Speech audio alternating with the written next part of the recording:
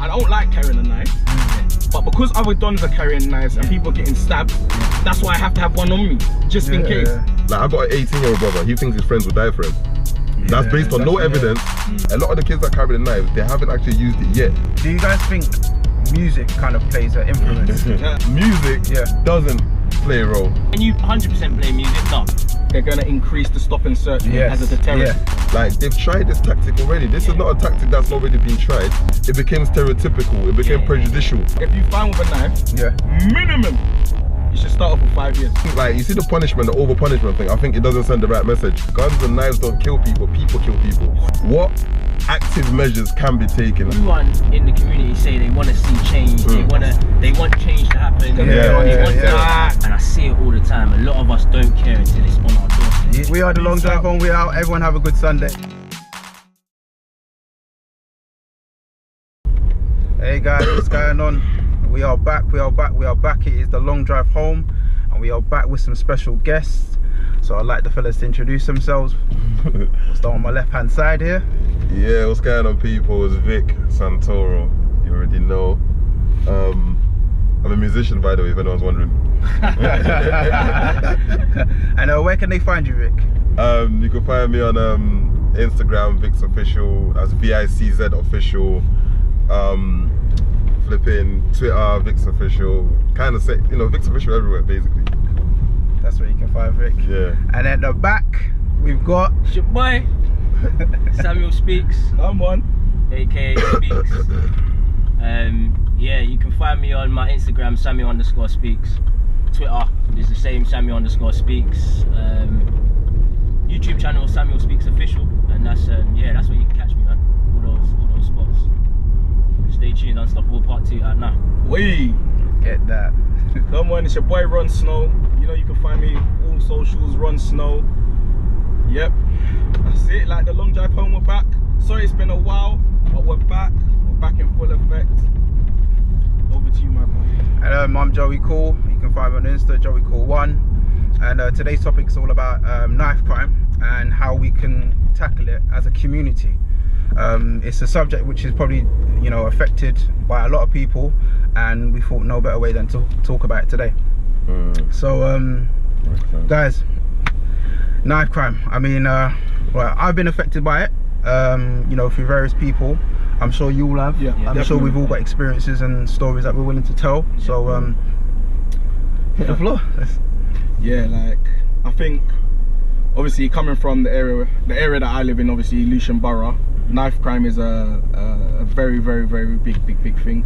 We've lost a lot of souls, and a lot of young souls, and it's something that I think that people have shied away from. Like, it's a big issue, big issue in our community. And I think when one of my mates got stabbed, like, differently, like, the emotion was just different. Like, to see somebody like get stabbed that is really close to you can actually, like, it can actually open your eyes that people are actually leaving their houses with kitchen knives, with long blades. Like, the other day I saw there's something called a zombie knife. Yeah. What? No, the zombie. Honestly, like, this knife, you know, like you see like a machete, but this thing has got, like, it looks like it's got claws. Like, it looks like it's got different levels, and it just goes into different levels. You know how can I explain it? It's like Jafar, his boot, like the shoes that they wear in Aladdin and that. It's like that. It's mad. Oh, snap. And then people going around stabbing people with that. But boys, like, my thing is, how does it get to that? Because, you know, back in the day, like if we was out and you get into a fight, it's a fist fight. Yeah, come on, facts. Nowadays, now, if a man gets back in the day, if you get rushed, you know you're gonna hold the licks. Yeah, definitely. If you get rushed now, there's a possibility that you're gonna lose your life because someone's gonna just shank you. Yeah, nah, definitely. So, like, how has it got to this stage where the kids nowadays are just carrying around knives and just shanking innocent people? Like, you know, and we're losing a lot of young kings. Yeah, definitely. You know what I mean? Like, one story that stuck out to me is I remember we was having a discussion during the week before, like, about the show, and Ginger explained the story that there was a boy, I think he lived around, like, 13-year-old boy, lived around in Downham, Yeah. And he was on his way to the shops, and he got approached by a group of boys, and they said to him, "Oh, where you from?" And this is how the boy was oblivious to what was going on, like obviously Didn't even on the street. understand. Didn't understand. He just said, "Oh, I'm just going to the shop. I live around the corner." Straight away, the brothers tried to shank him. The boy ran into the shop. The shopkeeper then said, "No, go back out there. I think I saw that. Go back out there." swear down. Yeah. Yeah, I saw that. Yeah. The boy had no other choice but to go back out there, and they shanked him. No. Lose your life. Huh? Now, thankfully, he didn't lose his life, but he could have. Yeah. So I think to myself, right, like, what are these kids, like, what are these youngers playing at nowadays, where they think it's right to just try and shank someone? Like, innocent boy, don't know nothing about the streets, Doesn't know anything. but you go and shank him. Yeah, no, definitely. I think the generation, they're like, there is a big, like, I don't know, I find with this generation, because like what you're saying about in the old days, you'd have a fight, Yeah. and if you lose, most you're gonna do is see the person and fight them again. Yeah, exactly. exactly. Yeah. You know what I'm trying to say to you, because you know there was some pride to taking fighting, but you gotta remember a lot of these kids carrying knives, they've probably never been hit before. It's Yeah. true. Their mom and dad probably doesn't hit them. It's That's true. why if they come out on the streets and they're disrespectful, for example, i.e. you punch someone in their face, you punch one of them in their face, they're gonna go and grab their mom's kitchen knife because they can't even process that. Yeah. Whereas it's different. We grew up taking licks in the sense of like discipline wise. So you understand a certain thing, and I think like right now I think it's because the stages have been mixed up. Yeah. You know, I talk about for me it's like there are stages of manhood. Yeah. That you got to go through, you know, from you're a boy, and if you don't go through these things in the right order, that's what happens. For example, that's why you get a 16-year-old thinks it's okay to walk around with his mom's knife. Yeah, Again, it comes to the generation, because when I was growing up, I couldn't dare take my mom's knife. Never. Yeah. Never. Because I'm gonna get my head bust when I get in. Straight. For disrespecting mommy's kitchen, by even trying it, she would know the knife's missing. Yeah, of Yeah. course. She'll know. She would know the knife's missing. She would be able to sense it from church. Fam. Like hold on a minute. Yeah. She just sense it from church. Like hold on a minute. Yeah, she'll be like, something's missing. One of my knives are gone. Where are you? You know, like, so it's the kids are living without fear, but like I suppose, and you know, and they're growing up too quick. But there is no clear answer for me personally, like it's senseless. Yeah. The whole idea behind that, you know, is very, very, very senseless, and it's sad to see a lot of people losing their lives to it. It's crazy. The thing is, I think another thing is, a lot of the thing is people are saying, how can we get rid of gun and knife crime? Yeah. I'm gonna say this, and I mean it in a way of like car crashes, for example, people speeding. It will never not be that. There will never not be car crashes. There will never not be people speeding. Yeah. But what there's things in place to try and deter people from doing I that. hear So that. like road humps, Yeah. speed cameras. Do you know what I mean? And then if you get hit with a speed camera and you've been speeding, you get the fine through the door. You think twice sometimes. Yeah. It may take you a while before you do it again. You might do it again, and it takes you a while. But the most important thing is now it's not something that we can 100% get rid of. We just have that. That's the first thing we have to realise. It's never going to be 100% a perfect world, and there's not going to be no knife crime and no gun crime. What we need to start doing is finding out what sort of stipulations we can put in place that are actually there to deter people from, the young people from doing it. Because when we was younger, like what you were saying, obviously everyone would scrap stuff like that. Yeah. If someone, like what Vic was saying earlier, if someone did have a knife, everyone would be like, nah, bro, put that away. Yeah, Exactly. yeah. You couldn't pull out a knife back in the day. Yeah, Like you couldn't. everyone will get onto you. Like, what are you doing? Put the knife away. Like, what are you doing? Yeah. You couldn't do that. You couldn't do that. Now it's more like you got people egging you on, and instead of people saying, no, you don't do that. It's more like, bro, what? My boy's got a thing. I've got one on me as well. So that person's flicking it out, and then so it's all about trying to find stipulations on I think on how to sort of.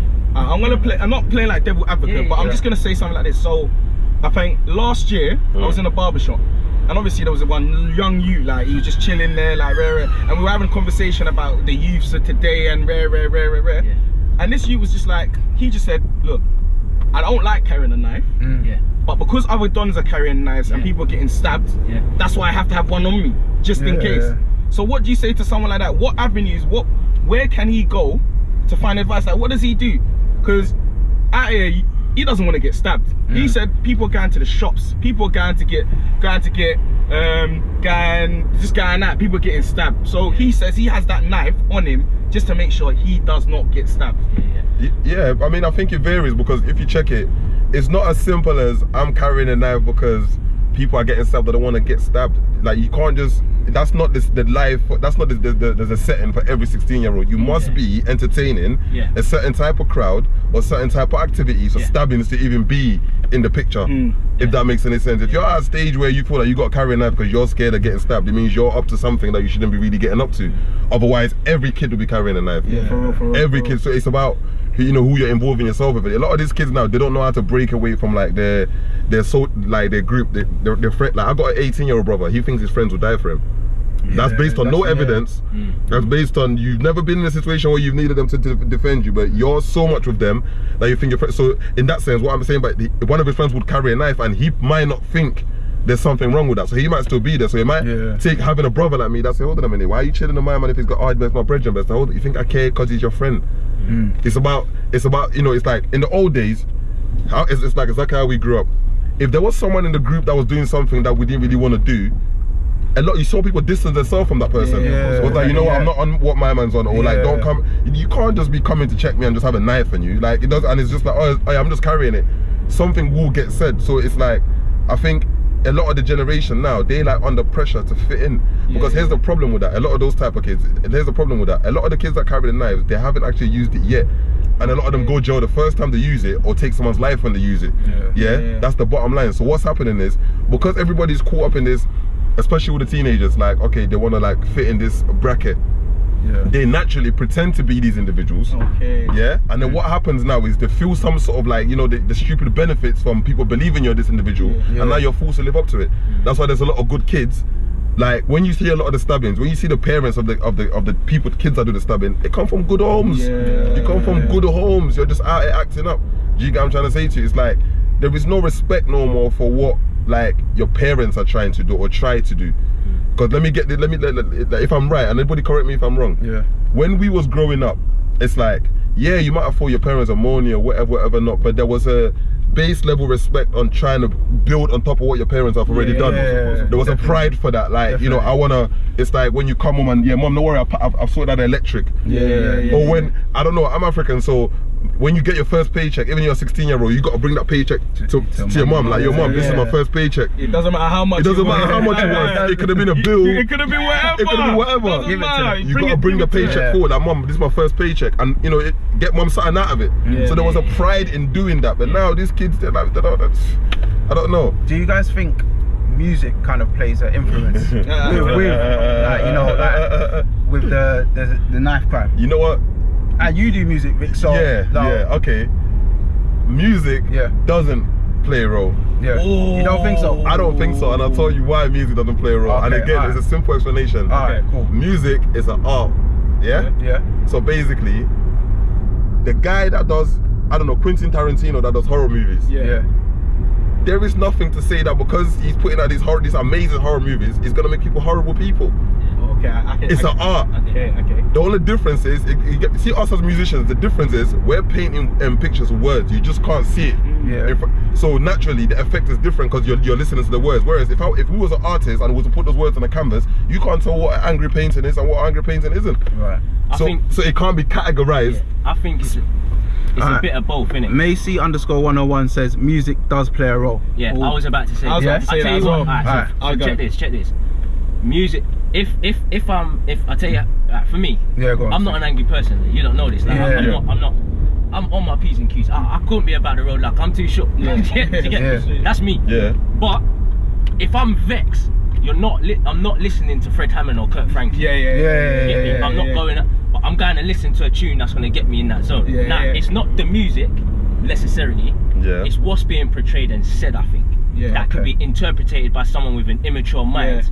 To then go out and reflect what he or she has heard. I agree with that, because I think, as we were saying before, the youth of today are not moving kind of correctly, and some of the things that they're doing, you're making us think, rah, what's going on? So imagine now their favorite trap rapper, their favorite rappers telling them this, that, I'm gonna. Do you see what I'm trying to say to you? For them, like we said, it's a persona. Do you see what I'm trying to say to you? It might not be real, but for these little kids, that could be the real thing for them. Can you 100% blame music? No, I think that's a cop out. I think that's an escape.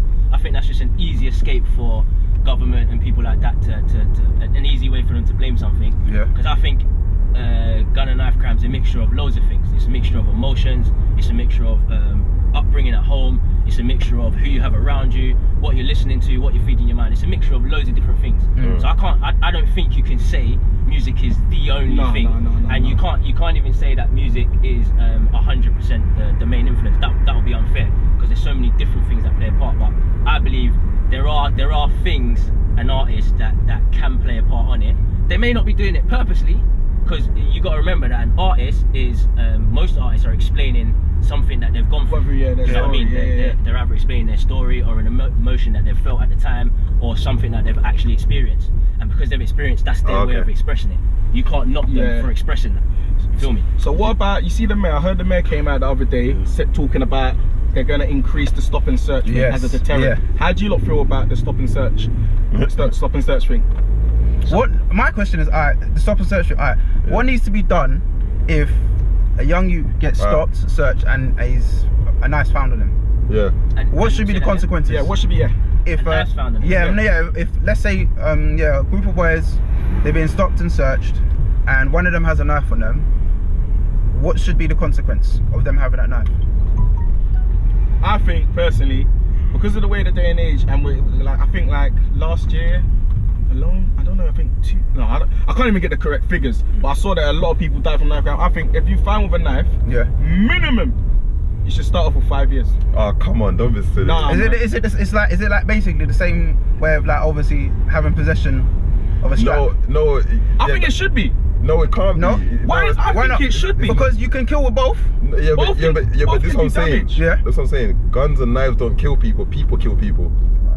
Okay. You can't objectify it like that and say, okay, this is the situation and that's how it should be. I mean, in the sense of, there should be like a deterrent, in the sense of obviously there's going to be some severity if people are sort of caught in possession with it. However, prison again is not the answer, because people carry more knives in prison on a regular basis than they do on the roads. That's just the truth. That's just the truth. People, like some prisons you go to, you have to walk with your knife. I'm just saying it. I'm not saying it like so sending them to prison is not gonna take, because they're gonna go in there depending on how they're living. I just don't. I think, like, you see the punishment, the over punishment thing, I think it doesn't send the right message, because it's easy to lock someone up and put them in jail and say, okay, cool, that's because you done wrong. But you got to remember how the system's set up. 9 out of 10 times that's what happens. Kids get just thrown in a cell, and that's what happens. They do their sentence, and then when that's why they come out and there's no change, there's no rehabilitation. The system's broken. That's what that tells me. Do you know the other thing as well? Just sorry to cut you. The other thing is what? Why don't we find out why it was they were carrying a knife? The main thing, so when kids carry knives, the main thing they come out and say is, to protect myself or whatnot, and they might be caught up in some sort of gang. So in my instance, so if they're carrying a knife, they're looking to kill someone. Or they're looking to you're looking to hurt someone. Do you know what I'm saying? It's like, for instance, like if someone comes at me with a knife or whatnot, my thing is, if they don't kill me, I gotta kill them. Am I right? Am I right in saying that? I mean, I can see where you can get to that, but again, there's a disconnect. It's about the upbringing. The kids that feel like they have to carry a knife to protect themselves. I put a lot of that down to your upbringing. It's how you was raised. Like, I was raised to fight, so it doesn't matter if 100 people are carrying a knife. I'm not gonna automatically think it's okay for me to carry a knife and walk around with it. It comes down to the upbringing. The other thing is you attract the negative things. You attract the negative things. I'm someone like I'm not like a perfect individual, but I've never had to carry a knife or a gun. I've not been put in that scenario. Like, thank God, innit? But what I'd say is, I'd never have it in my mind to do that. Even if I knew I was going somewhere where it was mad, I'd rather just go there. If something happens, I protect myself with my fist. I protect myself with my feet. I run. Do you know what I mean? But that was me. That was me. I think now it's easy for someone to just go into a kitchen, take a knife out, and walk around with that. But you're attracting that lifestyle. If that's a lifestyle that you don't understand, then literally you're taking on literally the world. You're taking on the world. No, definitely. But when the mayor is talking about increase or stop and search, like, they've tried this tactic already. This is not a tactic that's not already been tried. And they failed horribly. You know why? Because it became stereotypical, it became prejudicial. Like it stopped being about fairness and things like that. So, and when you're dealing with a system as such, that's always going to be the case. Like, yes, there should be some sort of deterrent in terms of punishment, but I think naturally or generally, it's about the upbringing. Because a lot of these kids, going back to what I said, they are just good kids. They're good kids. It's the fear that makes them carry that.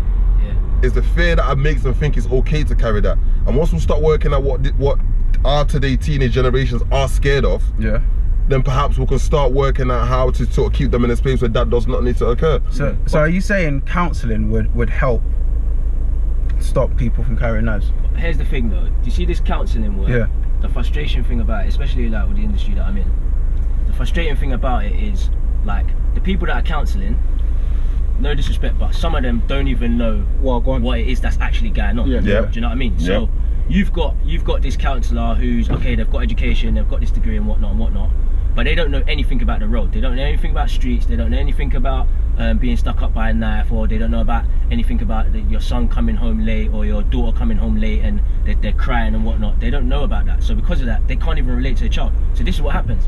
That child gets frustrated because they're talking to someone that doesn't even get what they're trying to say. Doesn't even know where they're from, like hasn't even lived a day in their shoes. Doesn't know what. 8 times out of 10, that person's judging. That person's judging them for everything they're saying anyway.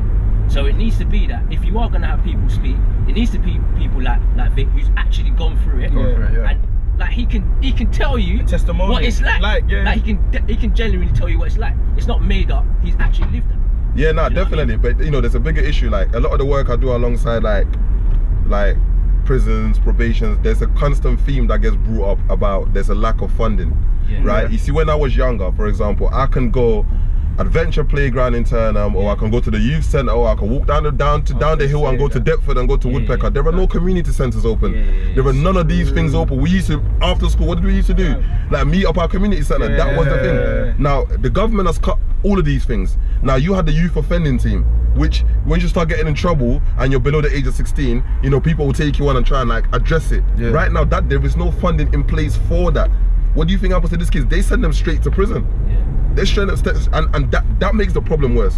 Like the government needs to actually put more funding back into our communities so we can have like activities for young people to do, because these young people, they haven't even got that. For example, they don't even know what an all weekend barbecue feels like. They don't know. When I grew up, all weekend barbecues were running. Do you get what I'm trying to say to you? They don't know what a community spirit and community feel feels like. So of course they're gonna disturb the peace. Of course they're gonna feel like, oh yeah, well, you know, there's nothing else. The government is pulled back all the funding, and this is what's happening. These kids are bored and they're just being left to their own devices, and they're children.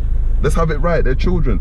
So I think the government, before they talk about, you know, bringing in, you know, more stop and search, hold on, how about you put more money into our communities? But like, how about we open back up some community centres? Because that same money they're going to spend on having more people and police on the streets doing that, they could use that on an adventure playground. Just looking at some of the comments, Supermanny says the majority are gang related.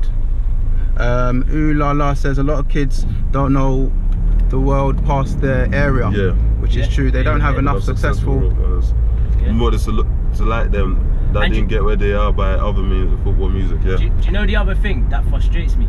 And this is something that really frustrates me, is that everyone in the community say they want to see change. They want change to happen. They want this to happen. They want that to happen. But what videos are you sharing? Like, what content are you sharing? Like, show me your last 10 videos that you shared. Show me the last 10 tracks. Show me the last 10 YouTube videos you shared. All you're doing and how many of them were positive and changing? All you're sharing is the girl that twerks. There's nothing. Listen, there's nothing wrong with that. I get that. It's entertainment, but there has to be a balance. And the thing is, there is no balance. No, there is no balance. There is no balance. So you can't be mad at all these things happening and you're not even helping promoting those people that are trying to do it. Negativity, definitely. Obviously, it's more supported. It's easier to share negativity. Why? Because everyone wants to talk about it. It gets people engaged. But when you actually deep it, if you look into the positive stuff some people are doing, people don't want to hear it. It's crazy. People don't want to hear it. But people don't want to hear it, and you can't blame the community, and after a while, to a certain extent, we can't blame the government to always want to do things for us. We have to do it ourselves. We need to do it ourselves, bro. We have to. Like we have our own, we have the tools, we have our phones. We probably have more engagement and more opportunities to speak to these young people or to deal with these young people than those government people anyway. Do Do you know what I mean? So that's the other frustrating thing. Like, it's all about how are you helping feed your community positively. Yeah. So and I'm not saying you have to Bible bash or but just you might just share one video that inspired you. Like, you share that, and then that helps someone else, and that helps someone else, and next thing you know, that you've helped change someone's life who was maybe gonna go out there and ride out and shoot someone, or go out there and stab someone, and now they've thought, right, you know what? Life's not just about this. And just like that person commented, there's more to life than our area. And when you actually, until you actually leave the area and you get out, you're like, bro, there's actually another world out there than broccoli. Like, it's true. There's more than my corner shop. It's true. Do you know the sad thing is about it is that I feel like it's only gonna get worse. You know. I'm scared. I don't think. I feel like it will get worse. So, but okay, the question. Okay, if you feel like that, the question is, okay, so what active measures can be taken, and realistic ones as well, to sort of like deter people from knife crime, to sort of prevent these kids? Or like, what do you guys think the options are? I think like stuff like Speaks was saying, like, and Vic was saying, like, going, like, opening up these community centers. Even if we can't even open up the community center, us as people, us as one, if we really want to stop stuff like this, why don't we come together? Why don't we do a fun day where we bring all kids together, where we bring kids together and we start educating them and telling them, listen, there's more to life. Like, us as a community, we can do these things. Yeah, maybe it might be out of our pocket, but if we really care, we can do it. And we can do it. Yeah, the sad thing is, and I see it all the time, a lot of us don't care until it's on our doorstep. That's true. And by then it's too late. That is true. People don't care. People don't care till it's on their doorstep. That's a fact. No one really cares, but then by then it's too late. It's too late. Now you're starting this campaign and things like that. But the thing is, you should have started this campaign 4 or 5 years ago, or 3-4 months ago, and then that scenario wouldn't have taken place. Look, we don't live in a perfect world. Let's not sugarcoat. We don't live in a perfect world. We don't have perfect communities, but we as people have to do better when it comes to trying to feed and impact and influence in the communities. Like Speak said, you know, the most frustrating thing for me, as a young black man, is on social media, something happens, everyone's like, it's like a float. Everyone jumps on the bandwagon. Man, we need to do this. We need to do but this. they ain't gonna do shit. But what are we doing as a community? What are we doing? Like, what are we actually doing? It's all good saying, yeah, man, this is crazy, this is that, and that's the thing that frustrates me the most. If someone says to me, okay, we want to stop knife crime, your runs, hey man, I think we should do a community day. I'm like, what, fam? I'm like, yo, I'm down, like, but people are not doing. We're not proactive enough. We're not.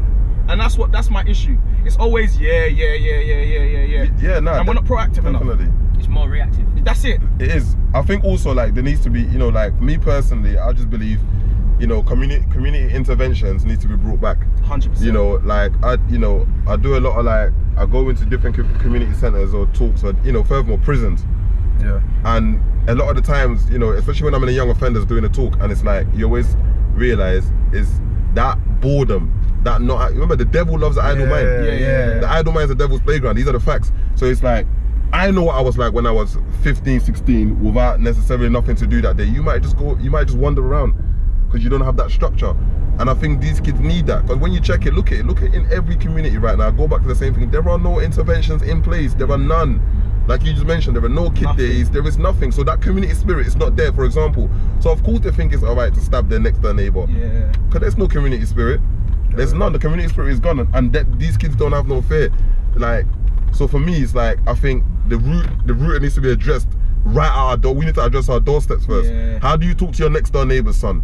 How do you deal? You know what I'm trying to say to you? How do you deal with your son's friends or your whatever? Like, how do you deal with them when you see them? Do you say kind words? Do you take a second to go, like, hold on a minute? How was your day? Like, how was your day? Like, do you say anything positive to them? Like, do we offer anything? Like, and a lot of the times I get it. Sometimes we're too caught up in our lives to even do that. Do you get what I'm trying to say to you? But it is our responsibility to start with the people that live directly next door to us. To start, and if we can't do it from there, there's no point in thinking about how the whole of it is going to change. This DJ Abdilia says it takes a village to raise a child. We are all accountable. Yep, definitely. 100%. And that's the mentality I'm speaking of. That's the mentality I'm speaking of. Where I know, because you're my next door neighbor, when I was great, I can't just be rude to you. Do you get what I'm trying to say to you? Because it's like the whole village, like it's like same thing to what that person said. That's a very big point. Back home in Africa, the village, yeah, when you have a child, it's our child. Yeah. It's not your child, it's our child. So if, for example, your next door neighbor will beat you for doing something wrong. So when you're walking down the road playing with your friends, you still got to act respectfully, because someone's gonna beat you and drag you home to your mum and you're gonna get a double beating. Do you get what I'm trying to say to you? So it's about just, you know, like paying attention more, I suppose. Do you get what I'm trying to say? But there's no direct straight answer for it, and I suppose we have to tackle it together as a community, otherwise these kids are never gonna get it, and it's gonna keep carrying on and carrying on and carrying on. On that note, if anyone has any ideas of how we could, you know, eradicate this, feel free to, you know, DM us. We are now coming up to our destination now, so I'd like to thank those who tuned in, and thank you for the following. Keep supporting. I'm Joey Cool, and I'll leave the rest to my guests to give their socials once again, and so we can sign out. Yeah, big up everyone for listening. You can follow me on Instagram, Vic's Official, that's VICZ Official. Same thing with Twitter and everywhere else. Thanks for listening, people. Yeah, Samuel Speaks, Samuel_speaks on Instagram, Twitter. But yeah, once you got the Instagram, you get directed everywhere. Anyway, and yeah, I think just remember that it takes us all, like the last person commented, like it takes a village to raise a child, so we all gotta sort of take responsibility for it. Yeah, it's your boy Ron Snow. Thanks for everyone for tuning in. And like Speaks, Vic and Joe said, like, we are a community. If we really want to affect change, we have to come together and we have to start planning and putting things in place to help our people. Let's govern our states. Let's govern our people. Let's educate our young kids, because if we're not going to do it, no one else is going to do it. Do you see what I'm trying to say to you? Facts. So thanks for everyone for tuning in. The Long Drive Home will be back in 2 weeks. Love, peace and respect. Yeah, and listen, oh yeah, my album's coming out on the 1st of March, so make sure you guys support that. 1st of March, my album's coming out, so make sure you guys support that. It's going to be available on all digital stores, you already know. Speaks, you want to do a quick plug? Yeah, I've got Unstoppable Part 2's out now. Click the link in my bio on my Instagram, Samuel_speaks, and yeah, watch it. Mixtape's coming out as well. Clouds and Muffins, that's what it's called. We are the Long Drive Home. We out. Everyone have a good Sunday. Thank you for joining us.